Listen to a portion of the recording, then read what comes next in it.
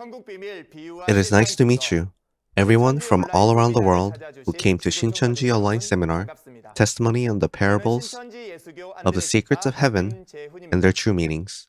My name is Kim Chae-hun from Shincheonji Church of Jesus, Anju Tribe. I know there are many pastors, theology students, and lay believers whose hope is in heaven who are gathered from all around the world today. The gospel of heaven hidden in the Bible with parables is to be testified during today's seminar.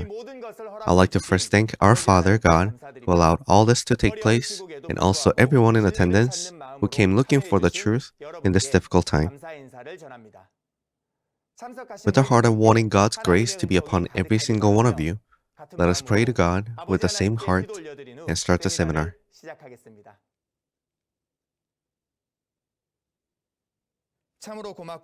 Father God, we truly thank you.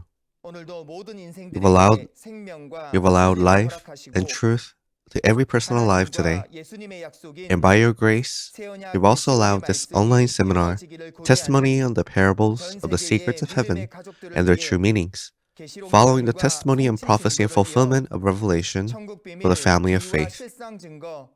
We give you all thanks and glory.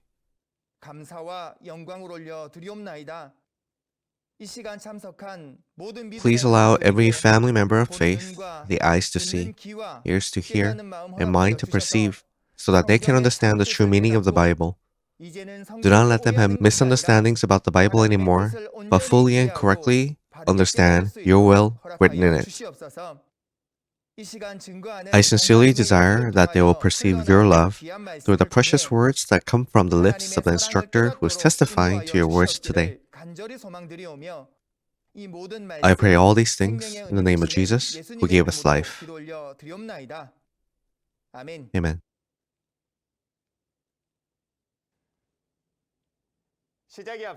This seminar is being conducted with strict adherence to COVID-19 guidelines and social distancing regulations. Everyone, do you know the secrets of heaven promised in the Bible? It says in Matthew 13 that the secrets of heaven are hidden in parables. These secrets have a lot to do with things we can see often in our daily lives, including seed, field, tree, and bird. Please pay close attention to the gospel of heaven with the sincere hope of wanting to be there. Let's welcome up Instructor Lee Jae-in from Anju Tribe, who will be teaching us a lesson titled Introductory Lesson for the Figurative Seed, Field, Tree, and Bird, with a big round of applause. Hello to all pastors, seminary students, and believers around the world who believe in heaven and eternal life. It's nice to meet you.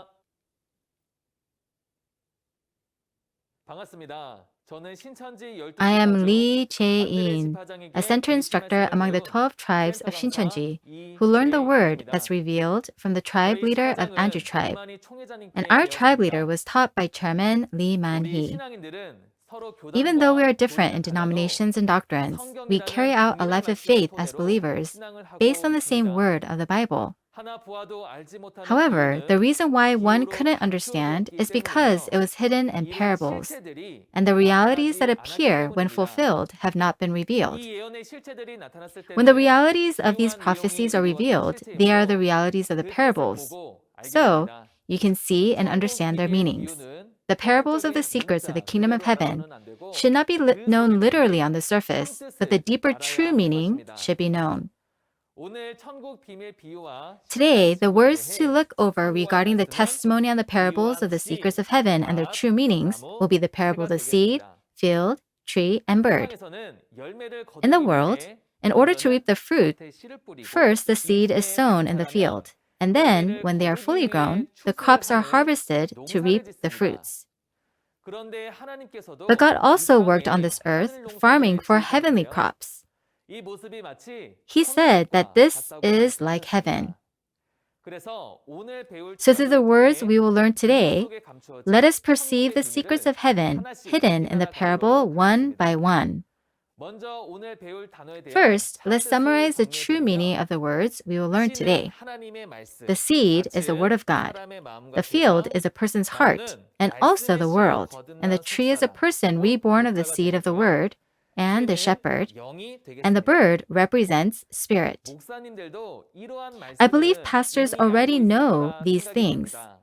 But even if you know this, I would appreciate it if you would listen to what I will be explaining today.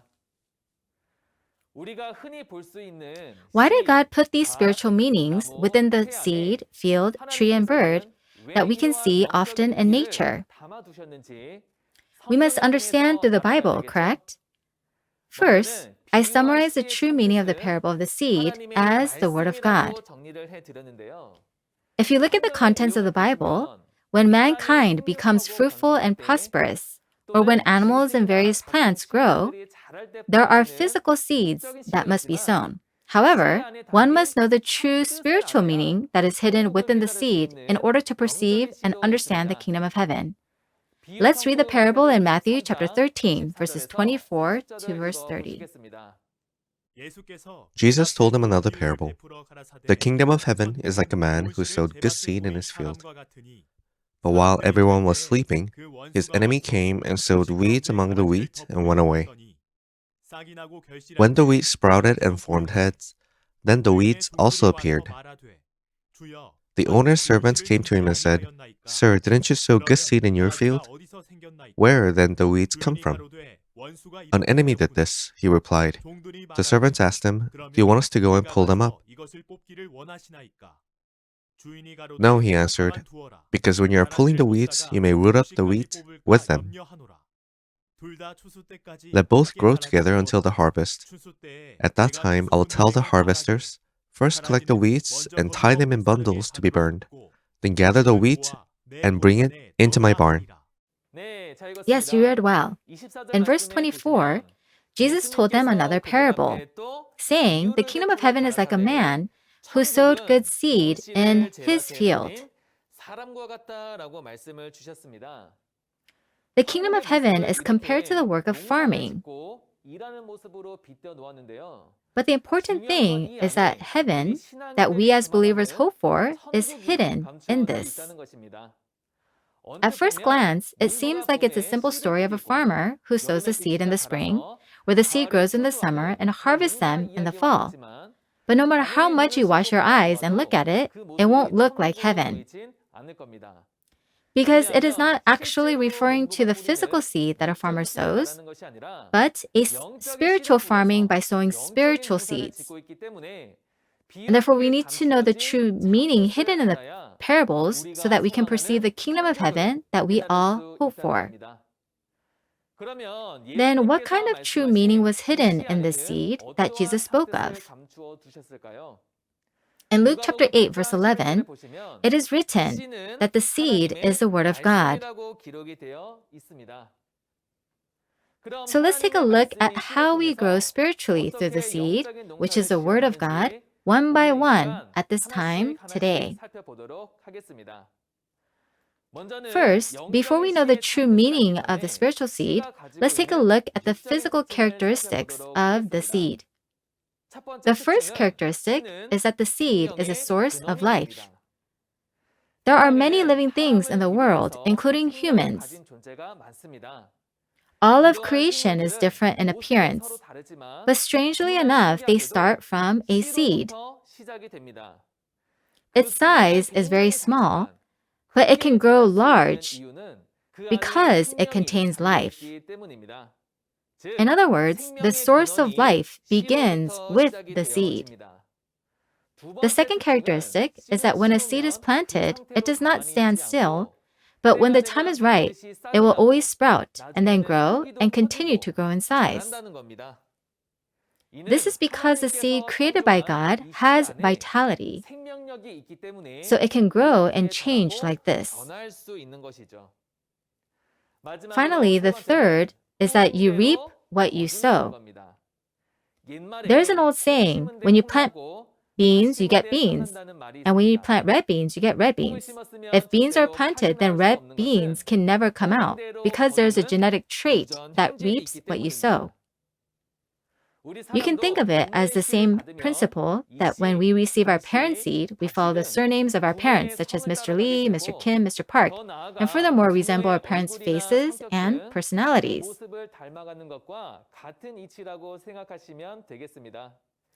There are many kinds of seeds with these physical characteristics in the world.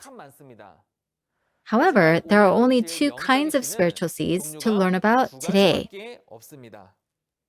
The reason why is because there are two entities who sows these different seeds, God and the devil. So there are only two kinds of spiritual seeds, God's seed and the devil's seed. Keeping these physical characteristics in mind, let's try to understand the true meaning of the parable of the seed. In Mark chapter 4, verse 13 says, "If you do not understand the parable of the seed, how can you understand any of the parables?" In other words, there are many parable terms in the Bible, but since the parable of the seed is the most fundamental, we should start with the seed and examine the meanings one by one, correct? The next verse in verse 14 says that the farmer sows the word, not the literal seed.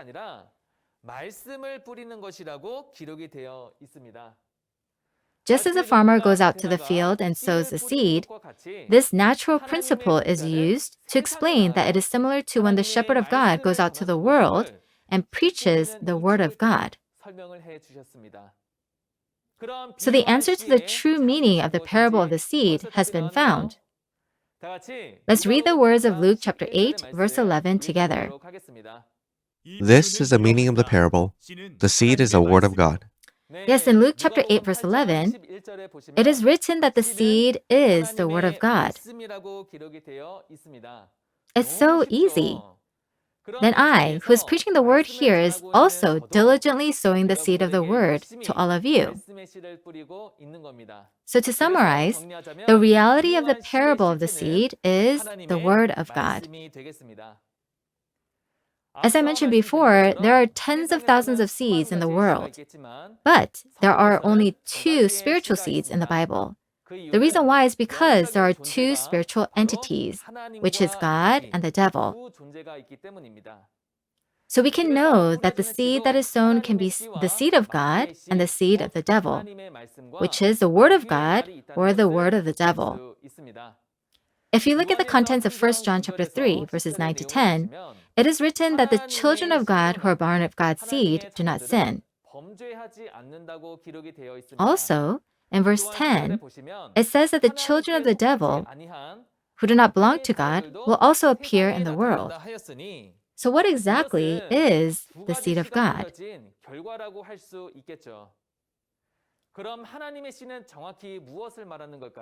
In John chapter 17, verse 17, it says that the Father's word is truth.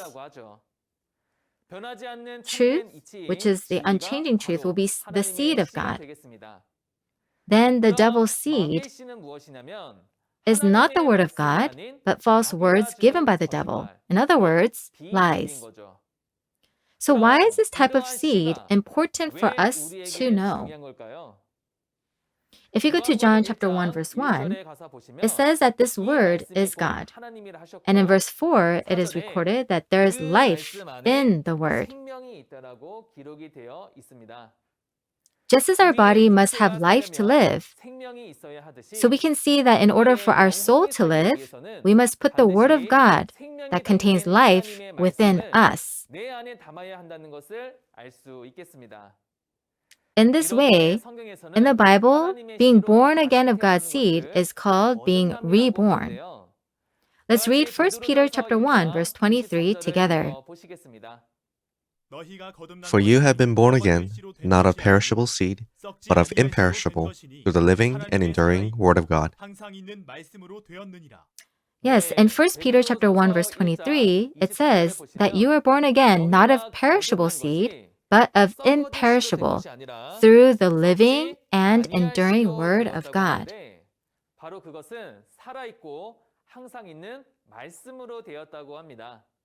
Man's words do not have life, so it is difficult to change no matter what people say. But the spiritual seed of God's word is living and enduring. Therefore, We must absolutely contain this word within us so that we can change and be reborn. The reason why we must be born again is that if we look in John chapter 3, verse 3 to 6, it says that we cannot see or enter into heaven unless we are born again. That is, we must be born again to see and enter into the kingdom of God. And since the seed of God's word must be within me to qualify to call God as Father and to become one family with God and live in heaven, a believer who hopes for heaven and eternal life must be reborn with the seed of God's word. Then let's find out what the second parable of the field really means. We just saw that the true meaning of the parable of the seed is the word of God. Then, if the physical seed must be scattered on the field to be sown, then where should the spiritual seed, the word of God, be sown? According to Luke chapter 8, verse 15, the good soil stands for those with a noble and good heart. So the field in which the seed of God's word is sown is a person's heart. To put it simply, we must listen to God's word with our hearts and keep it in our hearts so that it may bear fruit through the seed later, correct? And just as there are small fields and large fields when looking at physical fields, the spiritual field also has the meaning of the world in a larger concept. So looking at the physical characteristics, a field is a place where seeds are sown. And when those seeds are sown, they will grow and bear fruit.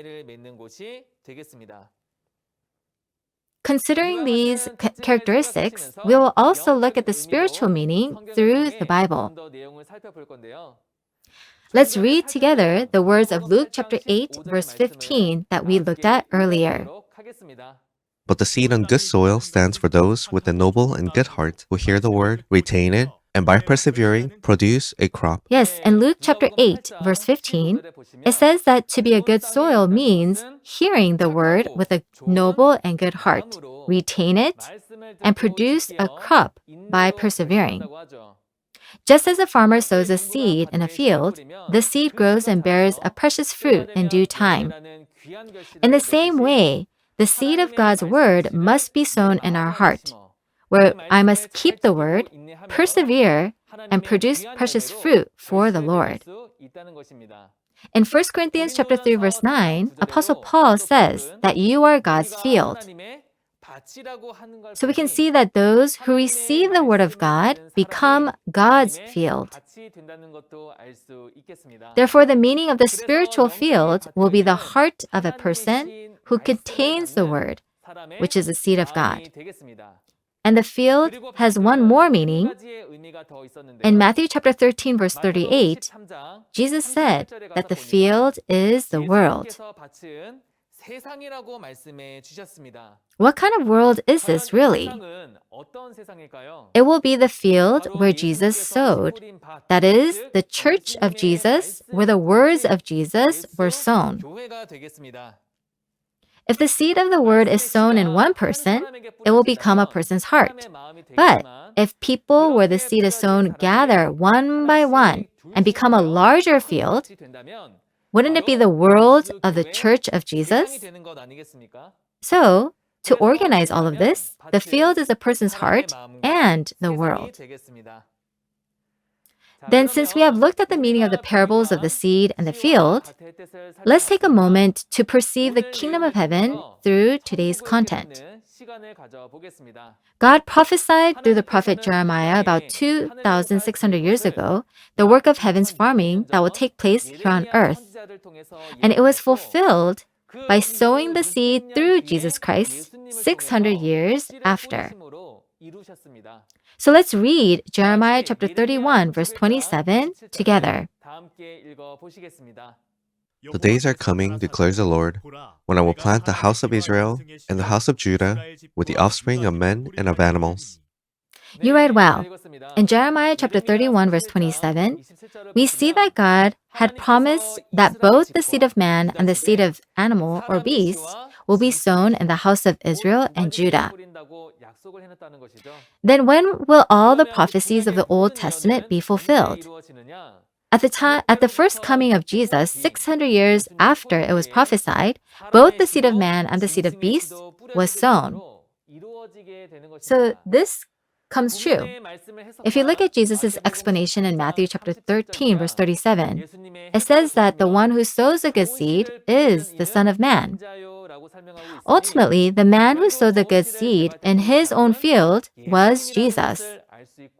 Being the Son of Man, the good seed that Jesus sowed is the good seed of man prophesied in Jeremiah. And when we go to verse 38, where Jesus sowed this good seed in his own field, which is referred to as the world, that is Jesus' field. Then in his field in which Jesus sowed good seed is the world of Jesus. In other words, the church of Jesus, where people who believe in Jesus gathered, is the field in which the good seed was sown. Therefore, Jesus came to preach the word of truth, the good seed, the seed of God, to the church of Jesus. But in Jesus' field, it was not only the good seed that was sown. While the people were sleeping, the enemy came and sowed weeds among them. In fact, even when the weeds are fully grown, there are no seed kernels in them. So although spiritual weeds may look like good seeds, aren't they a fake after all? So we can see that the weeds that were sown in Jesus' field is not truth, but lies. In this way, in Jesus' field, Jesus sowed the good seed, the truth, and the enemy also sowed lies, the weeds. Then if the good seed that Jesus sown is the seed of man, wouldn't the weeds sown by the enemy be the seed of the beast? Looking at who was in the position of being the enemy of Jesus at that time, it was the religious leaders of that time who persecuted and pointed their fingers at Jesus. It was the scribes and Pharisees. In Matthew chapter 23, verse 33, Jesus said to them, "You snakes, you brood of vipers," and compared the scribes and Pharisees to beasts. So their words were the seed of the beast. To organize again, the two kinds of seeds were sown in Jesus' field, the church of Jesus, and will grow until harvest. Then, since these seeds were sown in this way, then the time to harvest the fruits will come at the proper time, correct? In Matthew chapter 13, verse 39, doesn't it describe when this harvest time will take place? Yes, it's written that it is the end of age. We should understand that the end of age is not simply the end of this earth we live in, but the end of the world of the church of Jesus, which is his field where the seed was sown. And that time is the time of the second coming of Jesus. So if you recall what began as God's prophecy at the time of the Old Testament through Jeremiah, it will pass through the first coming and be completed at the second coming. So, who is responsible for this harvest at the time of harvest? If you look at the content of what is written, harvest will be done by the angels. Then let's take a look at how the angels come down to this earth to reap the harvest in the book of Revelation.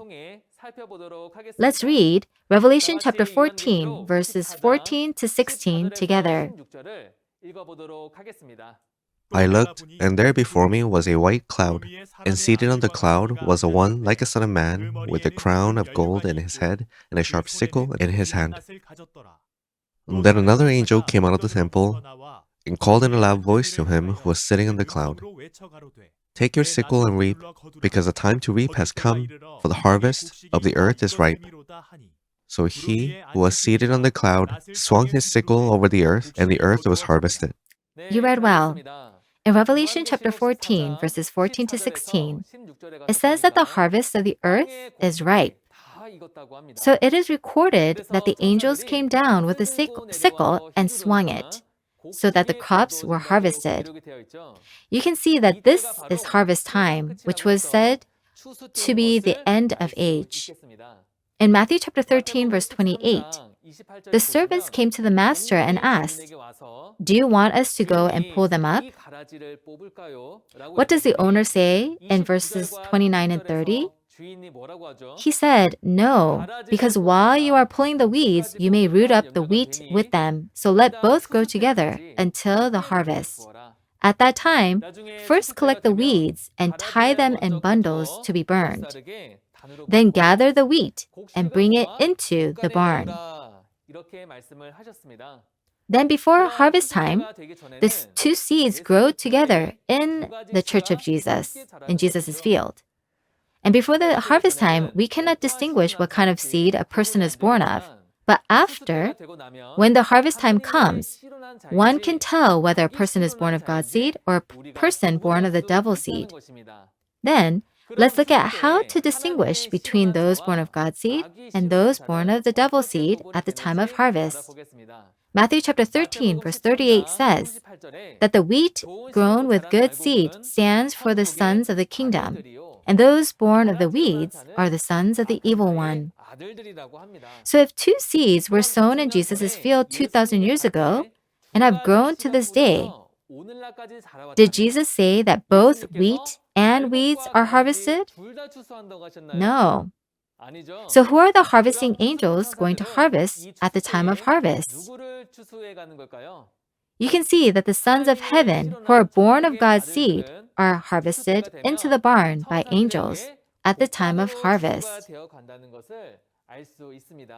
Then where will the weeds be, those born of the devil's seed? Yes, only weeds will remain in the field where Jesus sowed in, which is the church of Jesus. Even if there are 100,000 or 10,000 people who are born of weeds, they are worse than even one who is a wheat-like believer born of God's seed, correct?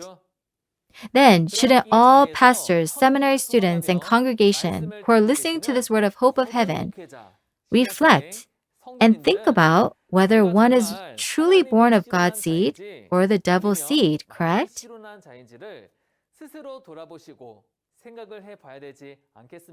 When the harvest time comes, God promises to send angels to Jesus' field to harvest the wheat and bring them into the barn. Isn't the church of Jesus, the harvest field, so large at the time of harvest, where it's all over the world now? As a result, there will be places where the harvest takes place through the harvesting angels, and there will be places where the harvesting angels has not yet arrived. So even though it's harvest time, isn't there places that doesn't know it's harvest time? However, when the time of harvest comes, we must hear the word, perceive it, so that one can be harvested as soon as possible.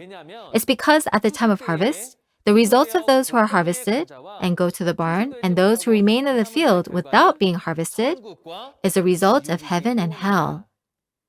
So when one hears the news of the harvest at the time of harvest, we must all become the sons of God and enter into the kingdom of heaven and eternal life together. In Revelation chapter 14, verse 4, it is written that these are the first fruits that belong to God and Jesus, having been redeemed from the earth, and are those who follow Jesus, the Lamb, wherever he leads them. In verse 1, they are those gathered together on Mount Zion where the Lamb is. This is the barn of heaven where the wheat are gathered. To give you the conclusion of the matter of heavenly farming, Jeremiah chapter 31 verse 27 prophesied that two kinds of seeds will be sown in one field, according to the promise of the Old Testament. And that word was fulfilled 600 years later at the first coming of Jesus. And two kinds of seeds were sown in the field of Jesus, the church of Jesus. The truth, the good seed, the word of God, was sown through Jesus, and lies, like weeds, were sown through the Pharisees. So these two seeds have grown to this day. However, two kinds of seeds are still being sown in Jesus' church, the field. So it must be that there are those born of God's seed and those of the devil's seed, correct? So when can we tell them apart? Yes, it is at the time of harvest when Jesus returns again. If harvest time has come, but if one remains in the field of Jesus' church, isn't it proof that one is born of the devil's seed? So let me ask you another question. Are the pastors, seminary students, and members of the congregation who are listening to these words, have you been harvested? Or will you remain in the field? I hope that we will not simply cry out with our mouths, Lord, Lord, but soon be born again with God's seed, be harvested, and become God's precious children who can enter the kingdom of heaven. So let's take a look at the third parable of the tree. If you look in the Bible, there are trees that are common in the nation of Israel. And one of them is the vine. So the Israelites picked grapes from the vines and made wine and ate them. But in John chapter 15, verse 1, Jesus said that he was the true vine.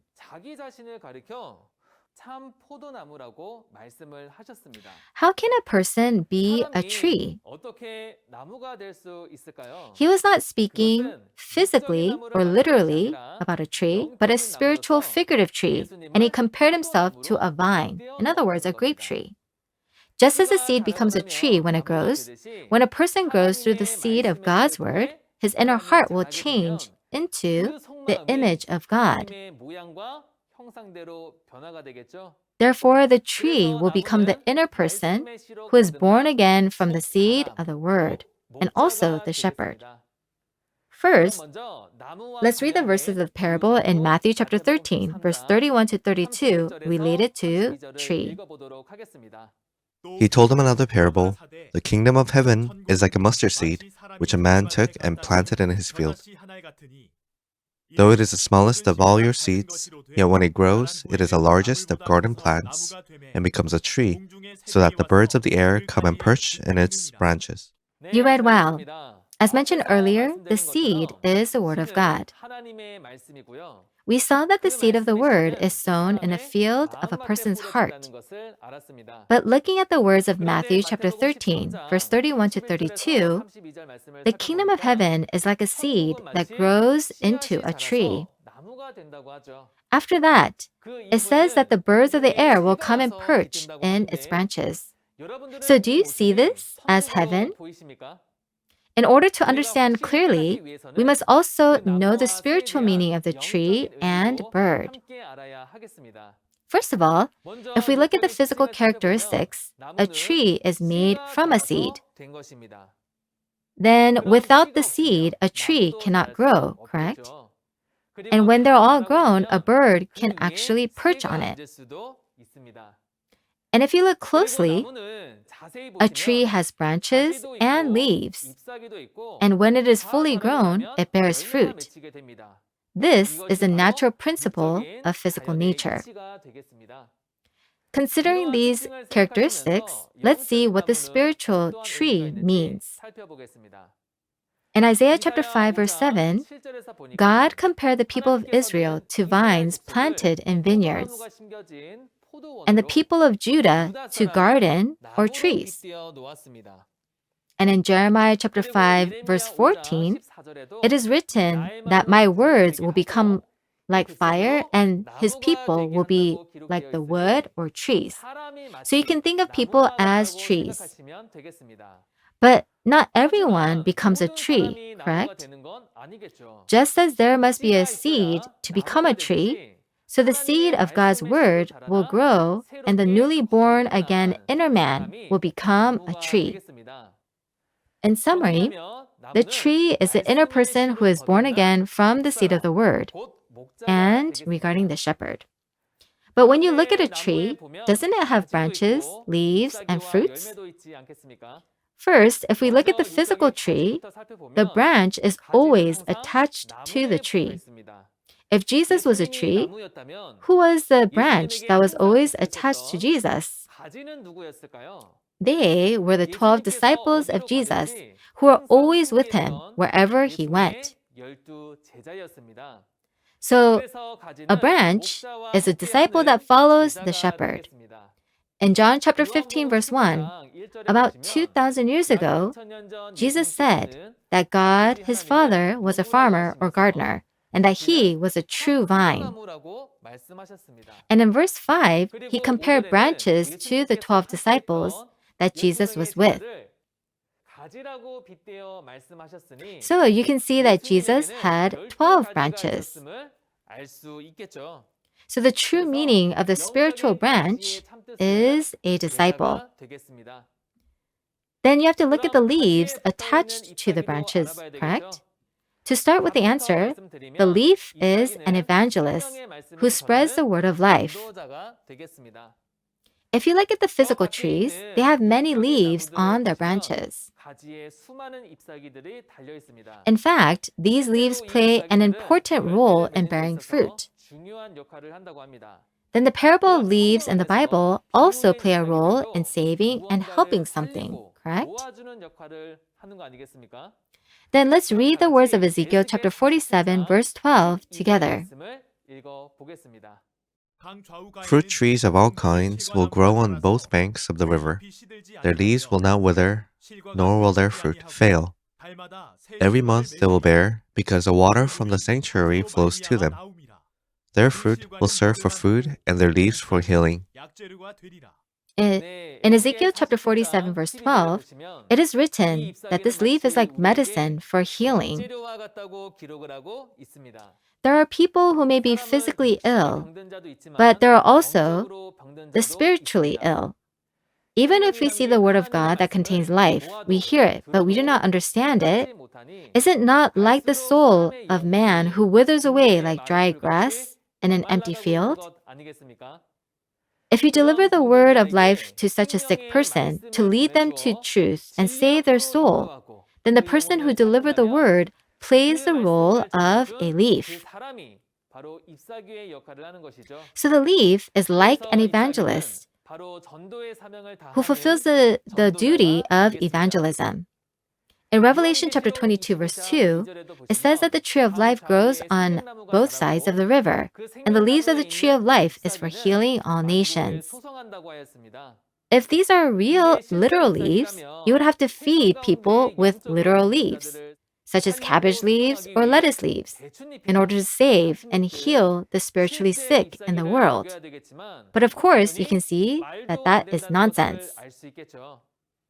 The only ingredient that can save people's souls and revive and heal all the nations of the world is not physical leaves, but the Word of God.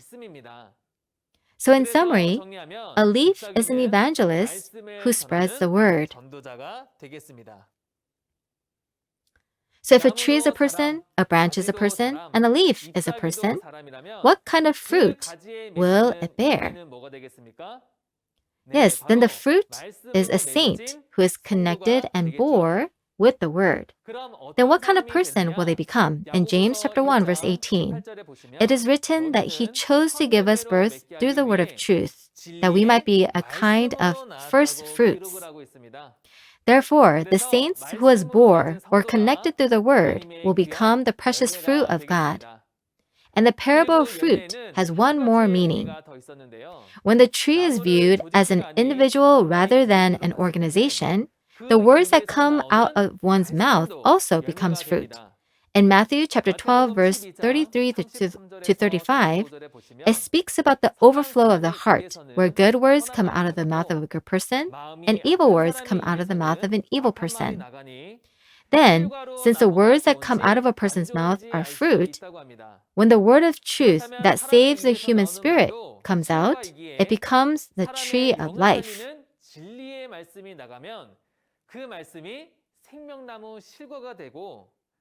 On the contrary, when the lies that kills the human spirit comes out, it is the fruit of the tree of good and evil. So to summary and to organize, the parable of fruit represents either the word or the saints who are bore or connected through the word. Then if you, who are listening to this word now, contain the word one by one in your heart and perceive within the word, then you are becoming the reality of the ripe first fruits that are so beautiful in the sight of God. I hope that all of us can be born as God's precious first fruits. Now, if there are two kinds of spiritual seeds here, how many trees will naturally grow? Yes, they will grow in two ways, correct? So let's look at these two types of trees.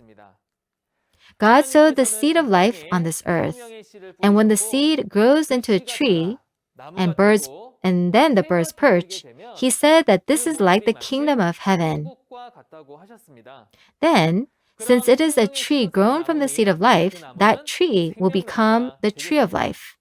At the first coming, 2,000 years ago, Jesus and his organization became the true vine in John chapter 15, the reality of the tree of life, and the reality of the kingdom of heaven. In John chapter 14, verse 6, Jesus said that I am the way, the truth, and the life. So from the mouth of Jesus, the tree of life, the word of life, truth came out. Then, to organize, the tree of God is the true shepherd and its people or organization, correct? So if I follow the word and belong to the true shepherd and its organization, that will be the path of life to the kingdom of heaven. Conversely, there are trees that have grown from the seed sown of Satan, the devil, that is the seed of death. However, the Bible does not call it the tree of death, but calls it wild vine, or the tree of good and evil. In Deuteronomy chapter 32, verse 32-33, says that their vine is the vine of Sodom. Their grapes are filled with poison, and their clusters with bitterness. And their wine is the venom of serpents and the poison of cobras. Then the vine is a wild vine, and it is poisonous. So if one eats of it, one will die. That is why in the Bible, a false pastor is called the wild vine or the tree of knowledge of good and evil. Then, just as there is a tree of good, just as the tree of good and evil bears the fruit of good and evil, what will come out of the mouth of a false pastor? Lies that kills the human spirit.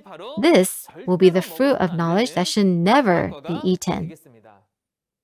At the first coming of Jesus, lies, that is the fruit of the tree of knowledge of good and evil, came out of the mouths of the Pharisees and the scribes.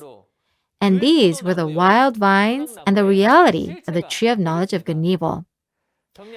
To summarize, the tree of Satan is a false pastor and its organization. Lastly, let's go over the parable of bird. In Genesis chapter 8, Noah got onto the ark to avoid the judgment of the flood from God, and after that, he sent a dove to check how much water had descended. In this way, there are physical birds in the Bible. But as in Matthew chapter 13, verse 31-32, when the spiritual tree is fully grown, there are also spiritual birds that perch in it. Just as physical bird flies to a physical tree, who will come to those who are born again of the seed of God's word? Yes, the Holy Spirit of heaven will be with that person. So the spiritual meaning of the bird is spirit. First, if we look at the physical characteristic of birds, they can fly freely anywhere. And after determining where it is a tree on which they can sit, they go directly to that tree and perch down on it.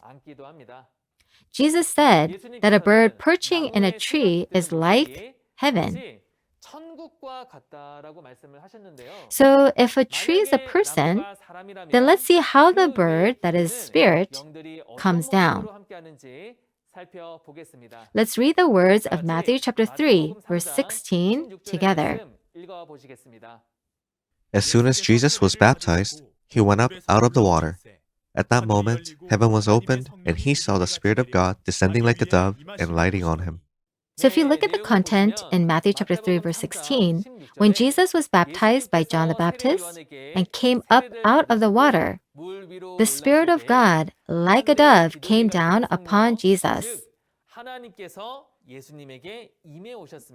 Just like a bird perches on a tree, God, who is holy, was with Jesus.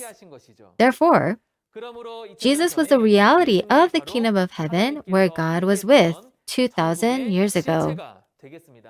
Also in Revelation chapter 19, verse 17, all the birds flying in midair is called to gather at the wedding supper of heaven, which is God's great banquet.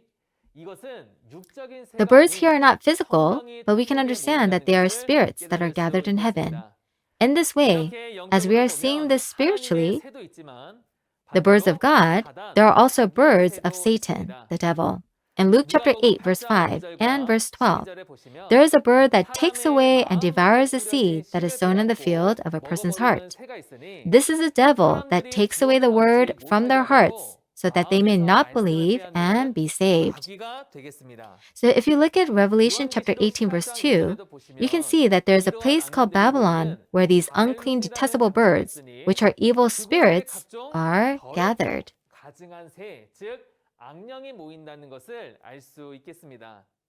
To organize all this, the parable of bird represents spirit. And there are two types, Holy Spirit, the bird of God, and the evil spirit, the bird of Satan. Physical birds are able to discern what tree that they can sit on. Likewise, the bird of God is with the tree of life, and the bird of Satan is with the tree of knowledge of good and evil. And this divides between heaven and hell.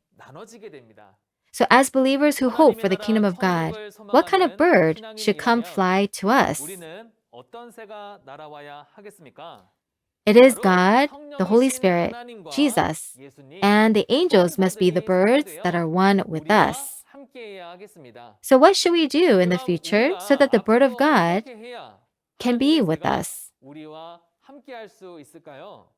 Shouldn't we be able to discern the true shepherd, the tree of life, and the false pastor, the tree of knowledge of good and evil, and find the tree of life and belong to it? So how can we discern and perceive and understand? In Matthew chapter 7, verse 15 to 20, it says that a good tree produces good fruit, and a bad tree produces bad fruit. As you can know a tree by its fruit, the words that come out of a shepherd's mouth will tell if that tree is a tree of life belonging to God, or if it is the tree of knowledge of good and evil belonging to Satan, the devil. Ultimately, the word of truth, the fruit of the tree of life, comes out of the mouth of the true shepherd, who is the tree of life. Then, all those who are listening to the word of God must now understand that in order to fulfill heaven and eternal life, one must perceive about the two types of trees regarding the two types of pastors, distinguish through the word of truth, and be a part of the tree of life, the true shepherd. So let's summarize the conclusion of today's content. The words of the secrets of the kingdom of heaven in the Bible that we studied today were the parables of the seed, field, tree, and bird. The true meaning of the spiritual seed is the word of God. The field is a person's heart and also the world. And the tree is the inner person born again through the seed of the word and also the shepherd. And the bird represent spirit, where there are holy spirits and evil spirits that appear in the Bible. From this, we could understand that two kinds of seeds were sown in Jesus' field. So the children of God born of God's seed are harvested at the time of harvest, that is, to the barn of heaven at the end of age. And those born of the devil's seed are not harvested, but remain in the field and are burned, in other words, receive judgment. Finally, we perceive that there are two seeds, two trees, and two birds, which are the parables of heaven in the Bible. So we must belong to God and Jesus, who is with the true shepherd, the tree of life. And we must make all effort to become a true believer who can achieve heaven and eternal life and be guided by the Spirit. Amen. As Jesus promised, we can testify to this clearly because the reality of what was said in parables have been revealed. In the subsequent lecture, a lecturer who is better than myself will testify to the word. So I hope you will all listen to it, perceive the secrets of heaven, and participate in heaven together. Lastly, it will be nice if we can proclaim together, we are one with the meaning of being one in God and Jesus. So when I say we are one, if you can raise your finger like this and shout together, we are one in God and in Jesus. We are one. Thank you very much. Let's all pray to God together. God, the Holy Father, who is the source of life and blessings, we genuinely thank you for allowing us to live at the time of harvest when this word is revealed, that is being testified, and for allowing us to come to you and helping us to hear and understand the precious words of life. You have created the 12 tribes of Shincheonji today in this era, your kingdom on this earth, according to the will of heaven, where you, Jesus, and the promised shepherd who was chosen and sent today are there, where there is no more death, granting life. All the pastors, seminary students, and precious congregation from all over the world who are here with us. For so long, so many have wandered in the world with a thirsty soul to find truth. They have come across your word of the parables of the secrets of heaven, which were hidden in the Bible, and the precious words that testify to their realities today. Please hold on to their spirits and be with them, so that they can enjoy true peace within your love. Please work so that we can become one in the Word with you and Jesus, instead of walking our separate paths with different religions and different doctrines. In the future, as we continue to learn the parables of the secrets of heaven and their true meanings, please work within us so that we can all be born of your seed, be harvested, and become the reality of true wheat-like believers in the barn of heaven. We earnestly pray that you will grant us boundless grace and love, and we believe and pray for all these words in the name of Jesus, who is our life. Amen. Yes, thank you so much for listening to the very end. Believers of God whom I love, what do food and famine signify here? Does he mean the physical and literal famine of food? I hope everyone can clearly understand what kind of food it is through today's seminar. When the prophecies are fulfilled, shouldn't we hear and recognize the fulfillment? Please give another round of applause to thank Instructor Lee Jae-in, who testified to the precious words of God today. Did you get a chance to see for yourself how clear Shincheonji's revealed word is? I hope it was a time to find your true hope in heaven. On Thursday, Instructor Kim Pumjin from Thaddeus Tribe will be teaching us Lesson 5, The Figurative Food and Yeast. Please do attend to perceive God's word of truth so we can enter the kingdom of heaven, which is our hope.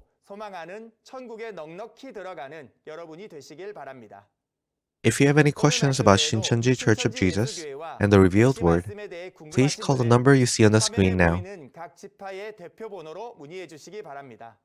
We'll make sure to guide you in detailed manner with kindness. Let us finish today's seminar with the Lord's Prayer. 주기도문 올려드림으로 모든 순서를 마치겠습니다.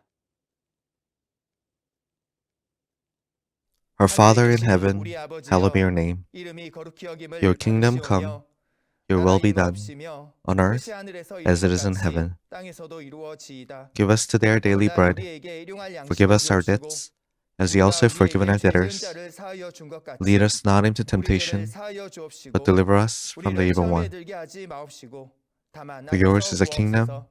and the power, 나라와 and the 권세와 glory, 영광이 아버지께 forever and ever. 영원히 싸움나이다. Amen. 아멘. With this, we'll complete Shincheonji online seminar, Testimony on the Parables of the Secrets of Heaven and their True Meanings. 지금까지 함께해 Thank you 주신 for being 여러분, with us today. 감사합니다.